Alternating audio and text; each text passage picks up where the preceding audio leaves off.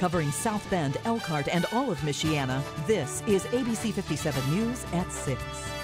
You always think it's never going to be me.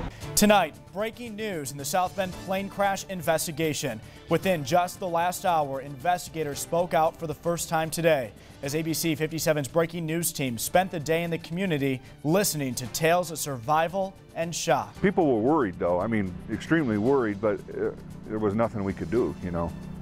Tonight we are learning new information about that deadly crash. Good evening, I'm Brian Dorman. And I'm Kim Chappell. Here is the very latest. We confirmed today that Oklahoma football legend Steve Davis died when the plane hit a house on North Iowa Street in South Bend yesterday. Also killed in that crash was 58-year-old Wes Caves, the pilot. Injured in the crash were his passengers, 58-year-old Jim Rogers and 36-year-old Chris Evans. 62-year-old Diana McEwen lived at a home on North Iowa Street and was taken to the hospital from crash-related injuries. Now, within the last hour, there was a news conference on this crash, and our team of reporters is gathering the very latest for you tonight. We were first on the scene of that crash yesterday and have been your source for updates ever since. We start this hour with ABC 57's Jacqueline Kelly. She was at that news conference that just wrapped up within the last hour. Jacqueline. Hey, Kim. Yeah, NTSB said their main focus today was to help restore power and gas to all the homes affected. That's about 77 homes. They were successful with the exception of 8 homes. Those residents still are not able to return to their homes tonight. The big news today was that the black box was recovered. It is intact and en route to Washington, D.C. to be analyzed. We know that the information from the black box won't be available for at least 9 to 12 months. We also know that the next few days, the NTSB plans to focus their attention on removing the aircraft. They plan to move it to a secure hangar here at the South Bend Airport. Today, the South Bend Fire Department helped remove parts of the home around where the jet sits. Crews were able to separate the main fuselage from the home. They expect to use a crane tomorrow to remove the rest of that aircraft, and they plan to have that all completed by the end of tomorrow. Here's what Mayor Pete Buttigieg had to say during the press conference about this whole thing and just about how amazing it is that less people were injured in this entire incident. It is miraculous that there was not greater loss of life. The response to this has been characterized by professionalism, teamwork, and compassion, and I'm grateful to all of the mutual aid agencies. One of the goals the South Bend Fire Department had today, along with assisting the NTSB, was to make sure the jet fuel was no longer a danger. They said at this hour it is not a danger. They have been able to remove it. There was some jet fuel in the basement of the home where it sits. They also told us that the jet fuel seeped into part of the water system and within the city of South Bend. The Public Works Department has been handling that situation. They said it's at a safe level and that it is not a concern at this time. We'll also have some more updates coming up later tonight at 10 and 11 o'clock. Reporting live from South Bend, Jacqueline Kelly, ABC 57 News. All right, that's the latest from the airport to the neighborhood. Now tonight, most residents have been allowed to return to the neighborhood evacuated in the crash aftermath. Let's take a look at a map here together. I'll lay it out for you. The houses that you see in red. The plane marks the spot where the actual aircraft came to rest. The yellow markers here, those are the homes still under evacuation tonight. And one eyewitness was closer than most. ABC 57's Jason Aubrey joins us live from the neighborhood where he met a guy who thought for a moment his life was over. Jason. When Brad Preston looked up and saw the plane headed right for his home, he knew there was little he could do and no time to do it. All that was left was to watch as tragedy unfolded in front of him. The jet was diving right at his home when he says it suddenly corkscrewed and veered off into the homes across the street. He tells me the plane was upside down when it struck the roof of this home, then smashed through this one, only to end up lodged inside a third. Preston says witnessing the crash is something he will never forget.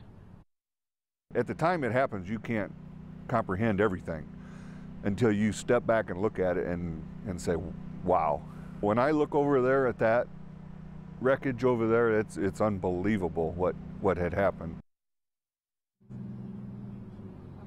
Now, investigators examined the crash for most of the day today. At one point, they lowered a fireman down onto the body of the back of the fuselage there. They were in the process of separating the fuselage, as Jacqueline told you a few minutes ago, from the houses so that it can be removed from this area. Reporting live from South Bend, Jason Aubrey, ABC 57 News. Now, the woman who experienced that two-engine jet smash right through her home talked to us again tonight. This time, she shared her memories about the crash and the shock of seeing her house today. ABC 57's Jillian Mahan joins us live from Iowa Street. Jillian, how is that woman doing today? Well, she's staying at a nearby hotel and has been working with her insurance company, but she says she is still in disbelief and just can't understand how she and her 6-year-old son managed to make it out of the house unharmed. All of a sudden I hear like this loud explosion type sound. My first instinct was to run out and find out where my son was at. This is what remains of the house where Patricia Kowalski and her 6-year-old son Dominic lived just over 24 hours ago. I turned to look in the kitchen and then I saw rubble and stuff in the kitchen and I thought maybe he was in there, and then I heard him. So I turned real quick and grabbed him and we ran out. It wasn't until Kowalski ran out of her home and saw the wing of the plane stuck in her roof that she realized what had happened. Now, after seeing her house today, the shock is just as fresh. I still haven't processed it, actually. I'm watching them tear the roof off, and it's like, that's my house, you know. I still can't. I'm thinking, when am I going to get to go back home? And it's like, I don't have a home, really. Despite the devastating loss of her home and many of her belongings, Kowalski is still grateful. Just glad that somebody was watching over us. Watching over him mostly, because I mean, if it would have been the impact would have been a little bit harder or at a different angle, he might not be here. Kowalski says officials are not sure of the extent of the damage at this point, but they say that much of the jet fuel has soaked into the house. So right now, Kowalski is afraid that she will not be able to get most of her belongings out of the home. Reporting live from South Bend, Jillian Mahan, ABC 57 News. Quite a story there of survival, and today we wanted to learn more about the passengers that were on that plane. We confirmed today that Oklahoma football legend Steve Davis died when the plane hit a house on North Iowa Street. ABC 57's Emily Pritchard has spent the day talking to people in Tulsa who know the victims, including Davis. Emily joins us now live in the ABC 57 studio. Well, at 5, we dove into the 3 others on the plane. One, a retired firefighter in Tulsa that's at Memorial Hospital tonight, along with another 36-year-old man. Now another one who passed away, whose daughter overcame a rare neurological disease. But the most well-known was former Oklahoma Sooner Steve Davis. Today, I did a Skype interview with his pastor and friend. Steve Davis, he's known as Oklahoma's number 5, but for the people who knew him, like his pastor Darren Spoo, he was much more than his jersey. You know, the thing about Steve is he's so authentic, very, very genuine. And what he made clear from the very beginning is the most important thing about him was not his football career. The most important thing really was his relationship with God and his relationship with Christ. Davis was one of 4 flying on a plane that crashed Sunday in South Bend. And Spoo says he met Davis about 5 years ago. He never had a conversation about flying with Davis, but he's learned since it was his passion. That's more what I picked up from the family, that he loved flying every chance that he got to do that. Here you can see Davis in an interview just 5 months ago with our ABC affiliate in Tulsa. The Boomer.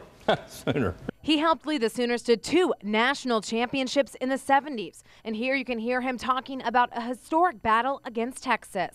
And sometimes you just expect, you expect one thing and the very opposite happens. That's a game that tends to turn stars into goats and unknowns into legends. Legend at OU, he is and will stay. But at the end of the day, Spoo says it wasn't his football career or almost perfect record of 32-1-1 as a starter that defines his friend, but his spirit. The predominant emotion is shock, but the number one thing that everyone tells me when they talk about Steve is what an encourager that he was. Now, there's no schedule yet for funeral arrangements for Davis, but Spoo tells me that many people are reaching out in the Tulsa and Sooner community with their support. Reporting live in studio, Emily Pritchard, ABC 57 News.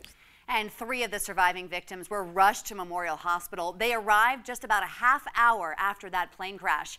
ABC 57's Judy Lykowski joins us live outside of that hospital with the very latest on all 3 of their conditions tonight. Judy. Well, Kim, we're told that all 3 of their conditions have not improved since yesterday when they were rushed here by ambulance. However, hospital staff says that all 3 of these victims' injuries are not life-threatening either. Now, a Memorial Hospital spokesperson says right around 5 o'clock Sunday evening, separate ambulances rushed with these victims to the hospital. All 3, she says, were taken to the ER, then straight to the trauma unit. Now, the trauma services director says all 3 victims should have had to be transferred to another hospital out of the immediate area if their trauma unit didn't exist. And that would have meant more time wasted before treatment started. Memorial is considered the only trauma unit in this region. As stressful as it was for the staff, we had plenty of resources to treat these patients, plus any others that came through our doors. Jim Rogers remains in serious condition. Christopher Evans remains in fair condition, and Diana McEwen remains in fair condition as well.